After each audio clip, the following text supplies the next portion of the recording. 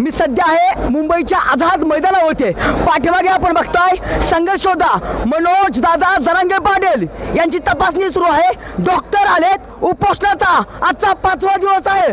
मराठ्यांचा योद्धा त्यांच्या पोटामध्ये अन्न नाही, पोटात पाणी नाहीये, पाण्याचा थेंब नाही, अन्नाचा घास नाही, उपोषणाचा आजचा 5वा दिवस आहे। संघर्ष योद्धा मराठ्यांचा योद्धा त्यांच्यावरती सध्या पाठीमागे बघताय डॉक्टर तपासणी करतात। मायबाप सरकार मराठ्यांची अजून किती परीक्षा घेत आहे? अरे एक दिवस आम्ही उपाशी राहिलो तर आमच्या पोटाची अवस्था काय होते? एक दिवस आम्ही एकादश धरले तर आमच्या पोटाची अवस्था काय होते?